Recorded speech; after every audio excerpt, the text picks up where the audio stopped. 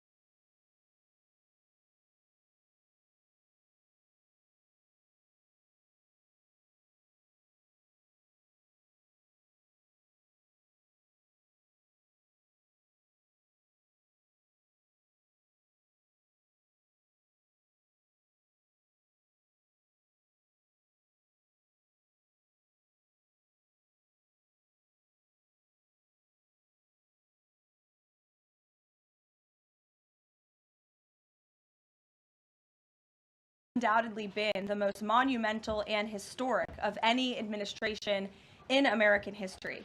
President Trump has already delivered on hundreds of promises he made to the American people, and we will continue to talk about all of them throughout this week. Tomorrow, I will host a press briefing at this same time, bright and early again, to highlight the Trump administration's economic accomplishments with our Treasury Secretary, Scott Bessent. And tomorrow night, President Trump will travel to Michigan to discuss all that he has achieved on behalf of the American people. On Wednesday, the president will host an open press cabinet meeting where each cabinet member will discuss their success thus far and their plans for the future. Today, we kick off 100-Day Week with a focus on the president's historic effort to secure our southern border. Later this afternoon, President Trump will sign an executive order on law and order and another executive order on sanctuary cities. The first EO will strengthen and unleash America's law enforcement to pursue criminals and protect innocent citizens. The second EO is centered around protecting American communities from criminal aliens, and it will direct the Attorney General and Secretary of Homeland Security to publish a list of state and local jurisdictions that obstruct the enforcement of federal immigration laws. After these are signed, the president will have signed more than 140 executive orders already, rapidly approaching the total number signed by the Biden administration over the course of 4 years in office. Speaking of Joe Biden, it was his awful open border policies that recklessly allowed more than 10 million illegal aliens to invade the United States over the past 4 years. Innocent Americans like Laken Riley, Jocelyn Nungray, Rachel Morin, and so many others were viciously murdered at the hands of these illegal aliens as a result of Biden's dereliction of duty. That's why one of President Trump's central campaign promises was to secure the border and end this invasion. In just under 100 days, 99 now to be exact, the president has overwhelmingly delivered on that promise. America's borders are now secure because of President Trump. He has restored the rule of law, enforced our immigration laws, and defended America's sovereignty. The president immediately declared a national emergency on the southern border, deployed the U.S. military and Border Patrol to repel the invasion, and ended reckless catch-and-release policies. The results have been nothing short of extraordinary. Between President Trump's inauguration and April 1 of this month, only 9 illegal aliens were released into the United States, a staggering 99.99% decrease from the more than 184,000 illegal aliens who were released into the country under Biden during the same period last year. The number of unaccompanied illegal alien children arriving at the border has also hit a record low. Total attempted illegal crossings at the southwest border hit a record low in February, only to fall to another new record low again last month in March. Just listen to these incredible numbers. In March 2024, under Joe Biden, Border Patrol encountered approximately 140,000 illegal aliens at the southwest border. 1 year later, in March 2025, under President Trump, Border Patrol encountered just over 7,000 illegal aliens at the southwest border. That's another 95% decrease from the prior year. The first piece of legislation President Trump signed into law was the Laken Riley Act, which requires illegal aliens arrested or charged with theft or violence to be detained. President Trump also reestablished the successful Remain in Mexico policy from his first term to ensure that aliens who arrive at our southern border and claim asylum are returned to Mexico to await their hearings instead of being allowed into our country while they wait. The president has also restarted construction of his signature advanced border wall. More than 85 miles of new border barrier are already in various stages of construction and planning. And Border Patrol, in collaboration with the Department of Defense and the great state of Texas, have deployed 75 additional miles of temporary barriers across the southern border. The Trump administration, as you know, has also ended the disastrous CBP-1 app, which Joe Biden exploited to facilitate the migration of nearly 1 million illegal aliens into the country. The Department of Homeland Security has relaunched this as the CBP Home app to provide illegal aliens in the U.S. a straightforward way to declare their intent to voluntarily depart. For years, Joe Biden's weakness in open border policies allowed vicious cartels to functionally control, through a campaign of terror, rape, and brutal force, nearly all illegal traffic across the southern border. President Trump has put a stop to this in record time. He designated these heinous cartels as foreign terrorist organizations and invoked the Alien Enemies Act to immediately apprehend, detain, and remove these massive threats who have flooded our country with deadly drugs, violent criminals, and vicious gangs. The Trump administration is working 24/7 to successfully arrest and deport these illegal criminals and foreign terrorists from our communities. We are in the beginning stages of carrying out the largest deportation campaign in American history. Over this past weekend, it was announced that through Operation Tidal Wave, a joint effort between ICE Miami and Florida law enforcement agencies, nearly 800 illegal aliens were arrested during the first 4 days alone. Among those arrested were a Colombian murderer, alleged MS-13 and 18th Street gang members, and a Russian with a red notice for manslaughter. And on the other side of the country, in the early Sunday morning hours, DOJ and DHS together launched a joint raid of an illegal alien underground nightclub used by Tren de Aragua in Colorado Springs, Colorado. DHS took more than 100 illegal aliens into custody, and many drugs and weapons were also seized. Operation Tidal Wave is a preview of what is to come around this country. Large-scale operations that employ our state and local enforcement partners to get criminal illegal aliens off our streets. As always, President Trump and our entire administration are grateful for the courageous law enforcement officers who are putting their lives on the line every single day to protect their fellow Americans and to keep our country safe. After 4 years of being vilified and hamstrung by the Biden administration, heroic ICE and CBP officers finally have a president who has their backs and is allowing them to do the jobs they signed up to do. There's no person who can attest to that more than our incredible border czar here at the White House, Tom Homan, who has dedicated his professional career to protecting our country and enforcing the law. I will let Tom deliver some short remarks, and then we'll open it up for questions today. Thanks for being here, Tom. Thank you. Just a few things. Look, I started in Border Patrol in 1984. I've been at this for over 40 years. I worked for 6 presidents, starting with Ronald Reagan. Every president ever worked for took border security seriously, because you can't have national security if you don't have strong border security. We got to know who's coming in, what's coming in, where's coming in, why it's coming in, right? Even President Obama and President Clinton took some steps to secure the border because they understood national security was important. Joe Biden was the first president in the history of this nation who came in office and unsecured a border on purpose. That's just a fact. We handed the Biden administration, after President Trump's first administration, we handed the Biden administration the most secure border in my lifetime, and he unsecured it on purpose. Now President Trump and this administration here, the success is unprecedented. We beat Trump's first administration on border success. Border numbers are historic low. Today, as I'm standing here, we have the most secure border in the history of this nation, and the numbers prove it. President Trump's policies are saving lives every day. There's been studies done that says 31% of women that make that journey through use of cartels get sexually assaulted. When President Trump has illegal immigration down 96%, when 96% less people are coming, how many women aren't being sexually assaulted by the cartels? How many children aren't dying making that journey? How many women and children aren't being sex trafficked into this nation? How many known suspected terrorists aren't making it into this country? How many pounds of fentanyl isn't getting into this country to kill young Americans? How many women and children aren't sex trafficked? Under Joe Biden, sex trafficking is up 600%. We had 4,000 aliens dying making that journey. We had 250,000 Americans dead from fentanyl that came across an open border. President Trump's policy saves lives every day. Even the border wall saves lives. The people want to hate on the border wall. Every place a border barrier has been built, illegal migration's declined, illegal drug flows decline. But you know what no one talks about? The border wall saves lives. Because the most vulnerable, the women and children, can't get over that wall, which means they're going to a place where there's not a wall. And what's waiting on them? The men and women of the United States Border Patrol who will take care of those humanitarian needs, the health needs right off the bat.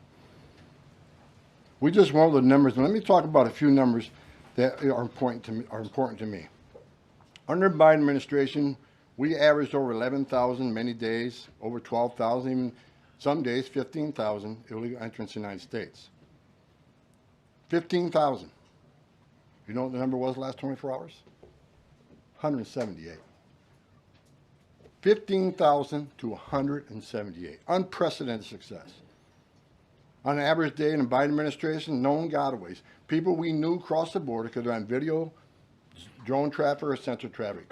Crossed the border, weren't apprehended, weren't fingerprinted, weren't vetted. Average day under Joe Biden, more than 1,800 gotaways. Yesterday, 38. 38 too many? We'll get that to 0.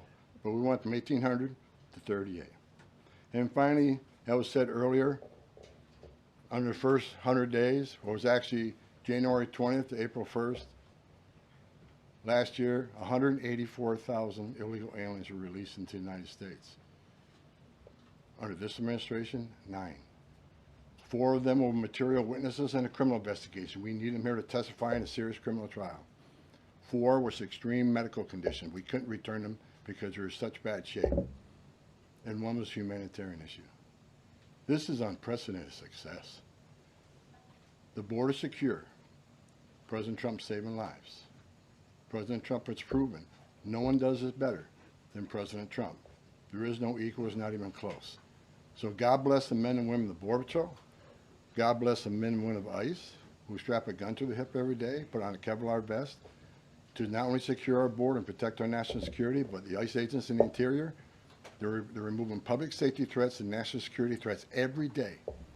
While you're all sleeping at 2, 3 o'clock in the morning, there are men and women out there enforcing the law and making this country safe again. And we're going to keep doing it. It's full speed ahead. So I'll leave it at that. Awesome.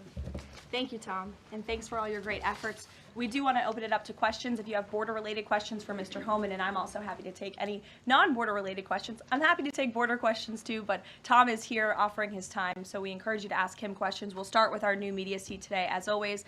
Rogan O'Hanley, former Hollywood entertainment lawyer, I didn't know that, Rogan, who got fed up with the far-left ideologies of California and now posts conservative political commentary online for his more than 7 million followers across all major platforms. He joins us today from the great state of Florida. Why don't you kick us off today, Rogan? Thank you, Caroline. In Trump's first 99 days, we've seen a coordinated assault on the rule of law by radical judges who are thwarting his agenda with an unprecedented number of national injunctions. These judges are providing more due process to violent MS-13 and Tren de Aragua illegal aliens than they did for American citizens who peacefully protested on January 6th. As Stephen Miller has highlighted, it would be utterly ridiculous to have full trials and appeals for the more than 15 million illegal aliens that came across our border under Joe Biden. Many are now calling for Trump to circumvent these radical judges and consider suspending the writ of habeas corpus solely for these illegal aliens in accordance with the terms of Article 1, Section 9 of the United States Constitution, which explicitly allows for such a measure when there is a rebellion or invasion. There's strong precedent for this action, being that it was exercised by 3 of our greatest presidents, Abraham Lincoln, Ulysses S. Grant, and Democrats' favorite president of all time, FDR. All 3 of which are not only celebrated by historians, but are immortalized on our national currency with their faces on there. Furthermore, all 3 used it against American citizens, where in this instance we would only be using it against illegal aliens.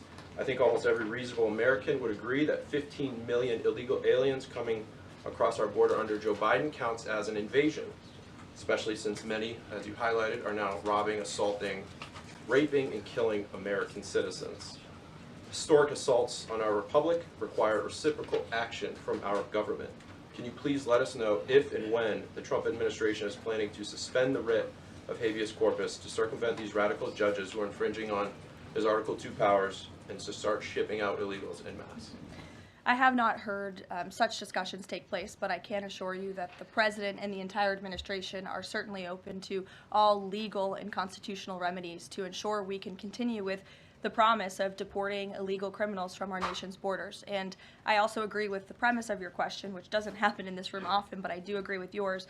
It is absurd that the previous administration was allowed to allow 15 million that we know about illegal aliens into this country with very little pushback from our judicial branch.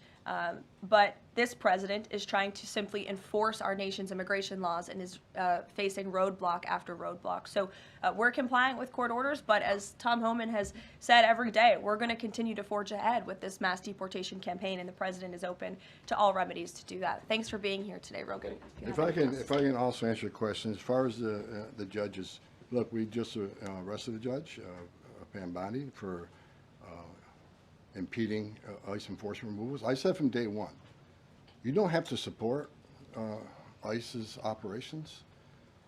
You can support sanctuary cities if that's what you desire to do. Sanctuary cities can stand aside and watch ICE keep their communities safe, because any public official, whether you're mayor, city councilman, or governor, their number one responsibility is protection of the communities. And ICE has been clear, we're targeting public safety threats and national security threats. I can't believe there's any elected official, and especially a judge, that doesn't believe we should be doing that, and they should be helping us. But I said from day one, you can sit aside and watch, you can argue against us all you want and protest all you want, but when you cross that line, I've said this 1,000 times, when you cross that line to impediment or knowingly harboring, concealing an illegal alien from ICE, you will be prosecuted, judge or not. And as far as releasing so many people, you know why the Biden administration released millions of people in the United States? No one ever talks about it. I'll talk about it. Why did they release people into the interior of the United States and put them, rather than put them into an ICE bed? Why not put them in an empty ICE bed at $127 a night rather than in a hotel room at $500 a night? They did it on purpose, because when you put them in ICE detention bed, they get a hearing in 35 days. Court records show 9 out of 10 people claim asylum, get order removal, they're gone. But if you release them and put them in a hotel room at $500 a night, their hearings could be 5, 7, 9 years if you pull out all appeals. And what are they hoping for then? That another Democrat administration is in power. They can award an amnesty to millions. This is about selling this country out for future political power. That's what it was. The law clearly says if you arrive at our border without proper documentation, you shall be detained. Not maybe, not think about it, shall. And that's what President Trump's doing. Catch and release is over. That's what the law says, and that's what we've done. Mary. A question on Abrego Garcia, if I can. The president recently said when it comes to facilitating his release, he's leaving that up to his lawyer. So just to be clear, have there been any negotiations between the U.S. and El Salvador over his release or facilitating his release? I will tell you what the president of El Salvador told all of you in the Oval Office. El Salvador does not intend to smuggle a designated foreign terrorist back into the United States. He is an El Salvadorian national. That is his home country. That is where he belongs. And the administration intends to comply with what President Bukele said of El Salvador. He does not intend to send that individual back. So that's a no. There's been no talks. What I have told you is that the president of El Salvador has made this quite clear. Kate. Carolyn, can you tell us more about the meeting between President Trump and President Zelensky over the weekend? Did that meeting change anything? Did Trump leave that meeting thinking any differently about negotiations and next steps on this? Look, the president talked about this after the meeting himself yesterday when he took questions from reporters on Air Force One. He thinks that he is increasingly frustrated with leaders of both countries. He wants to see a permanent ceasefire. I understand Vladimir Putin this morning offered a temporary ceasefire. The president has made it clear he wants to see a permanent ceasefire first to stop the killing, stop the bloodshed. And while he remains optimistic he can strike a deal, he's also being realistic as well. And both leaders need to come to the table to negotiate their way out of this. And I do think that the president meeting with President Zelensky shows that he is exuding a lot of effort and time into this because he wants to be a peacemaker president, which he was in his first term. He intends to do that again. And this is an incredibly difficult situation and conflict that President Trump inherited from President Biden, who allowed this war to start in the first place, but he's focused on solving this problem. Does anyone have border questions? Sure, okay. Thank you, Caroline. If border crossings are at a record low, why should it still be considered an emergency?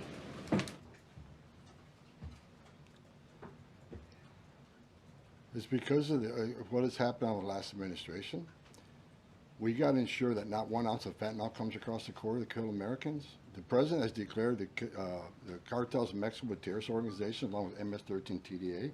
They've killed more Americans than every terrorist organization in the world combined. It's an emergency till we shut it down. It's an emergency till the cartels are wiped off the face of this earth. President Trump's committed to saving every life. Now, I just mentioned gotaways, 38 yesterday. Who are the gotaways? Where do they come from? We had over 2 million gotaways under Joe Biden's administration. Why did 2 million people pay more to get away? Under the Biden administration, you pay a cartel this amount of money to cross the border. Cartel's job ends at the border. Just turn yourself in a green uniform. Get released in 24 hours. Get a free airline ticket to the city of your choice. Get a free hotel room. Get 3 meals a day. Get free medical care. Get work authorization in 90, 120 days, which is the real reason they came here. Why did 2 million people pay more to get away? Because they didn't want to be vetted. They didn't want to be fingerprinted. We've arrested over 400 people on the terrorist watch list coming across the southern border in 4 years. How many of the 2 million came? How many of the 2 million came from countries sponsoring terror? If you think it's zero, then you're ignorant. This is the biggest national security failure this country's ever seen. This is the border emergency until we end it, end all of it. We're making good strides, but right now it's still an emergency until we shut it down. Go ahead. This is a question for Mr. Homan. Late last week, there were 3 U.S. citizen children who were removed with their mothers who were in the United States illegally. There have been a federal judge in Louisiana who was appointed by President Trump said that he was concerned that there was, quote, no meaningful process. Are you concerned that due process, at least for the U.S. citizen children, is being flouted and that the speed at which the enforcement is being done could lead to errors, as was the case in the Kilmar-Abrego Garcia case? And then also if you could give an update on the deportation numbers under this administration and whether you're pleased with them. First of all, I don't accept the term error in Abrego Garcia. There was an oversight. There was a withholding order. But things have changed. The facts around the withholding order has changed. He is now a terrorist. We've seen the withholding order set aside. And the gang he was fearing from being removed to El Salvador no longer exists. So the facts around that case are totally different. I'll let the lawyers litigate that.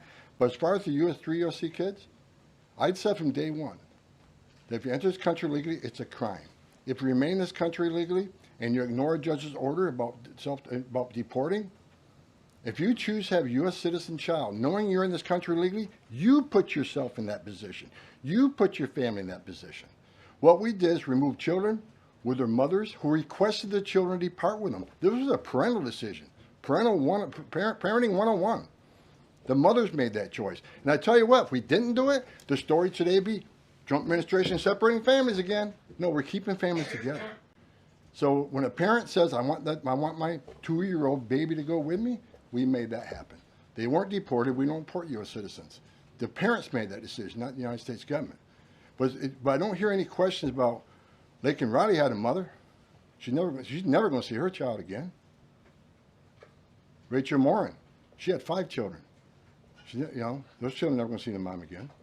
This administration is doing the right thing.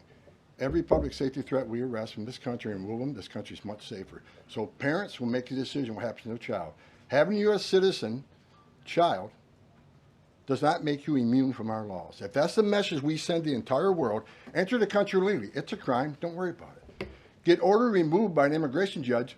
Don't worry about it. No one's looking for you. And have a U.S. citizen child and you're immune from our laws, you're never going to fix the border. People will keep putting themselves in harm's way. More women would die. More children would die crossing this border. We got a secure border by enforcing laws. We're not making this up. We're enforcing laws under statute enacted by Congress, and it's the right thing to do. Can you give an update on the deportation numbers under this administration? Mr. Holman, What are you asking for? We just provided the Update on numbers. the number of deportations that have occurred under this administration, whether you're pleased with that.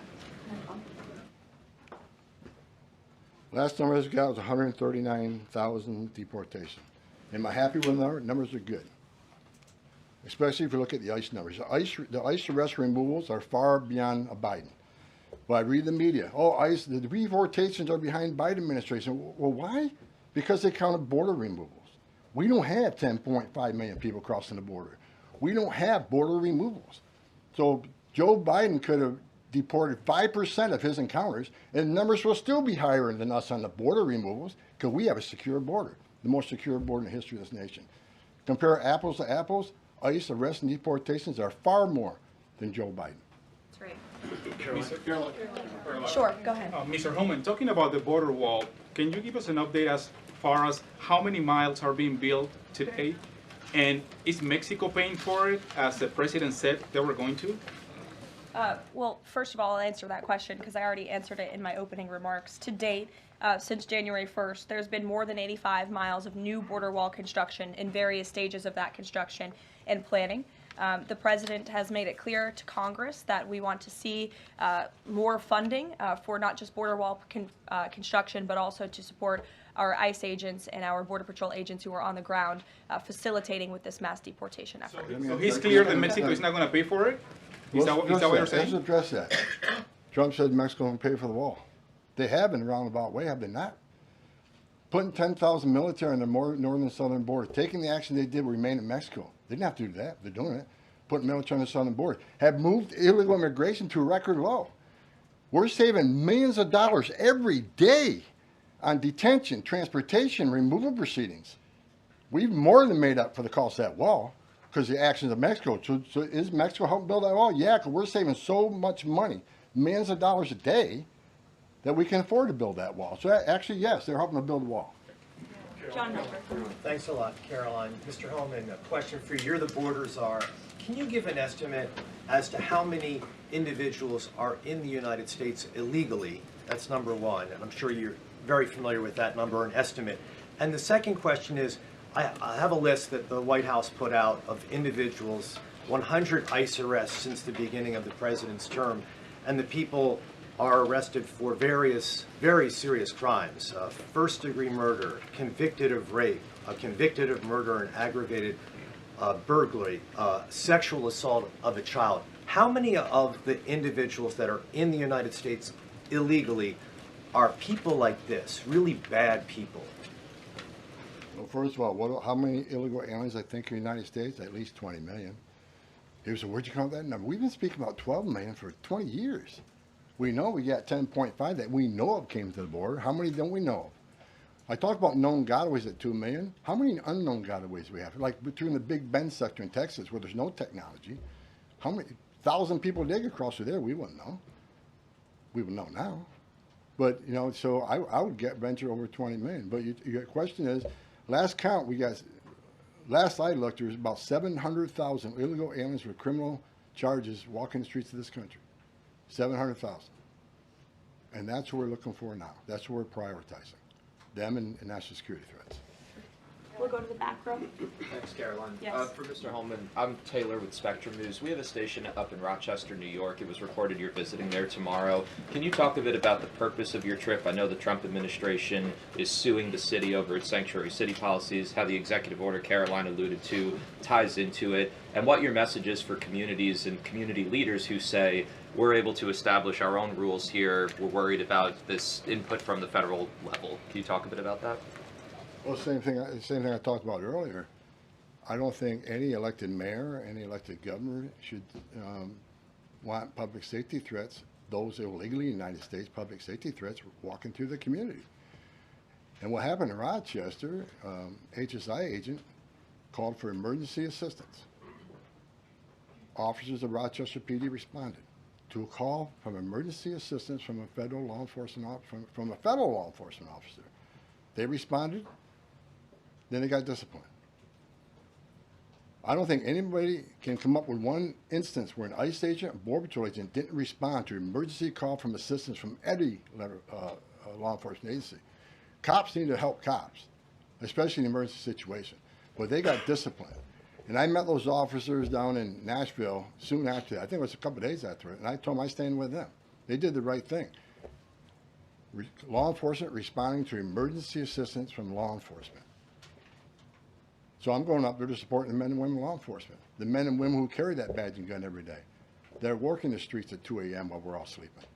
I'm going to give my support, and they just announced a lawsuit, and that's one of many. Sanctuary City is going to be sued on this administration for flouting immigration law. I mean, the law is clear, and they're violating it, and this administration is going to take actions. I'm going up there to show my support of men and women of law enforcement. I started as a cop. And the community, I'm showing support for them, because the community wants their police officers to be officers too. The communities don't want public safety threats walking around their communities either. And that's what it's all about, and that's why I'm going. Sure. Thanks, Caroline. Mr. Homan, how close are you to housing migrants at U.S. DoD facilities like Fort Bliss in Texas? Well, we're already housing at Guantanamo. Fort Bliss is being ramped up, so in the very near future. I don't have a timetable because things need to be done, construction needs to be done. We're making sure the facilities are ready to accept. We're making sure the facilities are able to care for the people. They're going to be detained, so I don't know the timeline right now. It changes every day because of various issues, but we're working on it. Are you intending to hold families there, including families with American citizen children? Family residential centers are for families. They're not jails, they're open-air campers built for families, which means they have child psychologists, they have pediatricians. And why family residential centers? Because we want to make sure that child is with a parent. Unlike the last administration who stopped DNA testing, who many investigations of children being smuggled in the country with some that wasn't related to them claiming to be a parent. So we're going to make sure children are with parents. We're going to make sure that's actually a family and that child ain't being trafficked. That's the main reason. Regarding the executive order on sanctuary cities, is the administration planning to pursue any more investigations or prosecutions like was done against the judge in Wisconsin, against local officials? Well, we'd have to defer you to the Department of Justice, obviously, for specific prosecutions or cases against individuals. But as I said in my remarks, the executive order the President will sign later this afternoon does direct the Attorney General and also Kristi Noem, our great Secretary of Homeland Security, to provide a list of sanctuary cities in which local officials are not complying with this federal order and are not complying with federal immigration laws. It's quite simple. Obey the law, respect the law, and don't obstruct federal immigration officials and law enforcement officials when they are simply trying to remove public safety threats from our nation's communities. The American public don't want illegal alien criminals in their communities. They made that quite clear on November 5th, and this administration is determined to enforce our nation's immigration laws, and we're happy to provide the text of that executive order, and as I said, the President will be signing it later this afternoon. Sure. Excuse me, I want to talk about farm workers. The President said earlier this month that there could be leniency for some undocumented farm workers. I'm wondering, where do things stand with that? And I'm also wondering, does that at all undermine his message on immigration, that it's okay for some undocumented people to be in the U.S., but maybe not others? So the President was referring to our H-1B and H-1A visa programs, and there have been no final decisions on that at all. But the President, I think, what he was intended to speak about, what he was speaking about, is ensuring that we have a clean, legal immigration system that is being respected and obeyed. And the mass amount of illegal immigration that we've seen over the past 4 years in our country completely undermines our legal immigration system, those seeking citizenship, but also those coming here on a visa to legally and lawfully work. And the President wants to make sure that those programs are respected. Reagan. Thanks, Caroline. My question is for Tom. Tom Reagan-Reese with the Daily Caller. Over the weekend, ICE arrested 2 illegal immigrants for allegedly stealing Secretary Noem's purse over the weekend. What can you tell us about these individuals' immigration history as well as their criminal history? I don't have the criminal history, but I know the one that stole the purse is supposedly in the country legally. But, you know, pick the wrong person to steal a purse from. I mean, Secretary Noem's a strong secretary. I know I've been talking about the success of the men and women of the Border Patrol and ICE, but under her strong leadership, she's a game changer. So I'm happy to work with her, despite the media I've read that me and Kristi Noem have differences. Me and Kristi Noem are attached at the hip. There's no daylight between us. We're both going to push the president's agenda. She's a strong secretary, and I'm glad she's in here. And I'm glad, but again, that illegal alien, picked the wrong person, steal person. I'm telling you. Mary Margaret, go ahead. Thank you, Caroline. I have two questions, one for Mr. Homan, one for you on the White House Correspondents' Dinner. I'd like to start with you, though, Tom Homan. This list has a very high number of sexual assaults on a child. Can you comment on that and why there's so many crimes against children committed by illegals in this country? I don't know why. It's sick. It's the worst crime in the world is when you sexually assault a child. I mean, the most innocent of us all. But that's why I made a statement that one time I was going to go to Boston, bring hell with me, and the media went crazy. At Tom Homan says, we're going to Boston, bring hell with them. I was going to bring hell to illegal aliens that rape children. There's not more of a heinous crime. And as you can see, the amount of child rapists we've arrested under this administration, that could have been arrested under the Biden administration. They were out there. They had their final orders. They were out there, but they didn't go look for them. They were too busy releasing millions of illegal aliens in this country. And the numbers prove it. The removal numbers of criminals was the lowest. ICE had the lowest number of removals in the history of ICE under Joe. At the same time, you had historic illegal immigration on the border. ICE had the lowest numbers in the history of the agency. That shows the difference between the two administrations. We're looking for every one of them. People want to know, okay, when am I going to retire for the third time? I'll retire when every public safety threat, national security threat, child rape is eradicated from this country. That's when I'll rest. Thank you so much. And then Caroline, really quick. Alex Thompson said at the White House Correspondents' Dinner, and I'm going to read his quote, "President Biden's decline and its cover-up by the people around him is a reminder that every White House, regardless of the party, is capable of deception. We, myself included, missed a lot of this story, and some people trust us less because of it."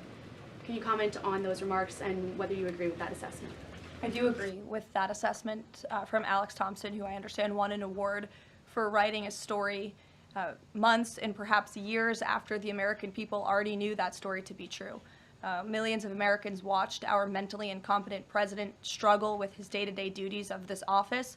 We watched our country be ran into the ground as a result, and nobody in the media wanted to write about that, talk about it. There were many reporters, I will say, right-leaning reporters who did talk about that, who didn't get awards, didn't get coverage. In fact, they were lambasted for their coverage. And I remember being on President Trump's campaign, talking about Joe Biden's clear mental incompetence and being accused by people in this room of manufacturing deep fake videos, trying to persuade the public into not believing what they saw with their own eyes for many years. And I think it's about time the legacy media finally admits that was one of the greatest cover-ups and scandals that ever took place in American history, and certainly it did contribute to the decline in the trust that Americans have for the legacy media. Peter, which, by the way, is why we've made many changes to this briefing room in this White House. It's long overdue. Peter, go ahead. Thank you. A few things. You guys arrested a Milwaukee County Circuit judge for allegedly helping illegal immigrants get away.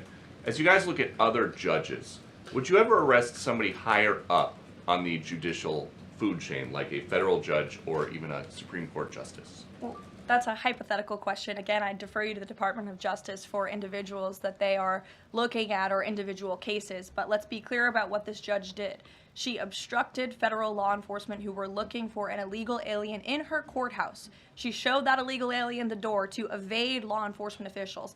That is a clear-cut case of obstruction. You don't have to be a lawyer to understand that. And so anyone who is breaking the law or obstructing federal law enforcement officials from doing their jobs is putting themselves at risk of being prosecuted, absolutely.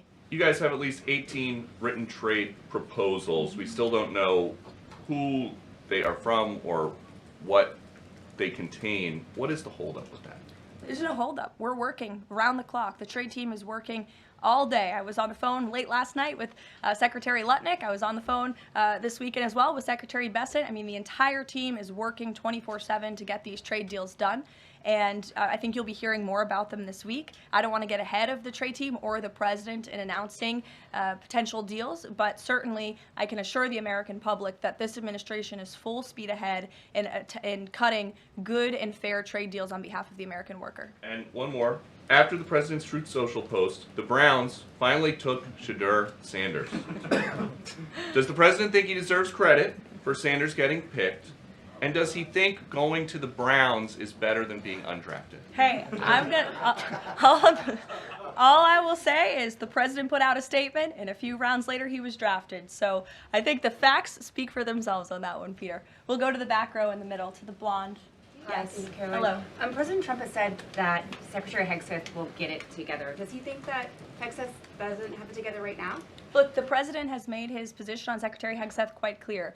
He absolutely has confidence in the secretary's ability to lead the Pentagon. It's why he nominated him for this position. It's why the Senate voted to confirm him in this position. And look at the success that DoD has had thus far. Their successful operation against the Houthi terrorists in the Middle East. You look at the recruitment and retention levels for all branches of our armed forces are on the incline, which is exactly what this president intended to do. Secretary Hegseth has completely wiped out DEI from the Pentagon as well. And so he's going to remain focused on standing up for our war fighters, on implementing President Trump's peace through strength foreign policy agenda abroad, and the president supports him in his role. Sure. Many are wondering how these 10 or 20 million people are working. Is there some efforts to clamp down on employment because they're working somewhere to keep staying here? The number of worksite enforcement actions have tripled this year, and it's going to triple again. Because in sanctuary jurisdictions especially, if we can't arrest a bad guy in the safety and security of a county jail, and they're going to release them into community, that means we go into the community. If we can't arrest them in the community, we'll arrest them at their work site. We got to do what we got to do to arrest public safety threats. There's no sanctuary for public safety threats in this country, so worksite enforcement is going to increase even more than it already has. And another reason for worksite, the last administration stopped worksites. Where's the number one place we find victims of trafficking, victims of forced labor trafficking, in worksites? So not only are we going to enforce the law on worksites, we're going to save victims of trafficking. That's another reason we've increased worksite enforcement. Well, go ahead, Brian. Sure. We'll take one more question. This is for Mr. Holman. We all walk by these heinous yard signs that are along Pebble Beach. What is some of the feedback that your ICE agents are getting in the field from the community as they remove these individuals from their families, their neighborhood, their schools, or all the places in their community? What's been the reaction that your ICE agents have gotten from the people who live amongst these individuals? The morale of ICE and Border Patrol is at all-time high. They've gotten from the people who live amongst these individuals. And they're enforcing the law. Border Patrol and the Biden administration, I met with hundreds of them. They felt like Uber drivers and tourist agents. These men and women joined the ranks of ICE and Border Patrol to enforce the law, make the community safer, and protect national security. I hear it all the time. There's a lot of people in this country who don't like me. I don't care. But when I walk to an airport, I have many people walking up to me and thank me for what I'm doing, and I'm not taking credit for anything. The success of the border and immigration enforcement is President Trump and the men and women wearing that uniform. God bless each and every one of them. But I take a pleasure in seeing it because in 40 years of doing this job, people always want to say, why are you so emotional when you testify? Why are you so emotional on network? Because if they wore my shoes for 40 years, they'd understand why I'm emotional. I've talked to little girls as young as 9 years old that were raped multiple times by the cartel members.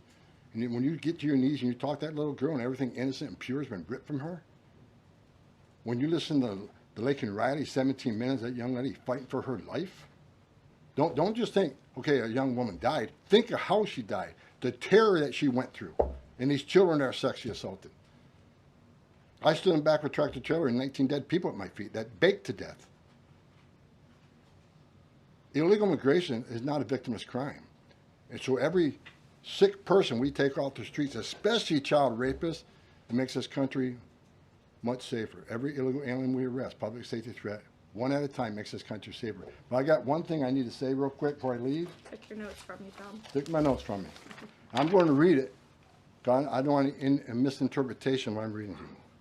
The registration requirements under 8 U.S.C. 1302. If you're illegal alien in the United States, this message is for you. You cannot hide from ICE. We're actively looking for you.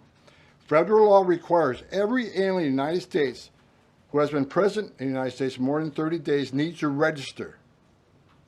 For those 14 years or older, you need to be fingerprinted with the Department of Homeland Security. Federal law requires every alien in the United States to tell DHS in writing if you have a change in address within 10 days of changing that address. Failing to register with DHS and failure to tell DHS about your new address are criminal offenses, and they're going to be treated as such. Starting today. Make no mistake, if you're in the country illegally and you fail to do what the law requires, we will prosecute you, you will go to jail, then we'll deport you.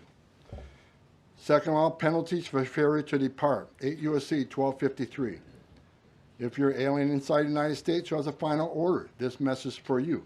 If you have a final order, the Trump administration is committed to enforcing our immigration laws, especially for those aliens who have received final orders of deportation. There are currently around 1.4 million illegal aliens who have been ordered removed but remain here in violation of the law. We will aggressively prosecute, consistent with long-standing law, those aliens for failing or refusing to depart or who takes other related actions aimed at hindering their removal. You cannot open the door, you cannot answer our questions, you cannot open your car door, you can consider it to evade law enforcement. If you fail to leave the United States after receiving a removal order, we can and will issue monetary fines up to $998 a day. Evading your arrest, knowing you have a final order or removal, is a criminal offense. We will prosecute, then we'll deport you. Get your affairs in order. If you're in the country illegally, work with ICE, go to CBP One Home app, and leave on your own. Because we have to find you, deport you, and prosecute you. You'll have a bar placed on you, and you won't come back to this country. You won't be able to come back on a visitor's visa, a tourist visa. If you have a U.S. citizen child, can't petition for you. If you're in this country, get your affairs in order and work with us and get yourself removed from this country. That's what law requires, and we're going to enforce that law. Awesome. Thank you so much, Tom. You can get back to work now. Look, he's already leaving. He's got a lot to do, a lot of illegal immigrants to deport. But thanks, everyone, for joining us bright and early this morning. As I said at the top, we will do this again tomorrow to talk about the economy, which is another promise made and kept by the president. And I'll be joined by the Secretary of Treasury, Scott Bessent, 8:30 tomorrow morning. Today, the president is welcoming the Super Bowl champions, Philadelphia Eagles. If we have any Philly fans, that will be at 4 o'clock. And then the president will sign those executive orders I spoke of and a few others at 5 p.m. So we'll see you all later. Have a great day. Thanks, Caroline.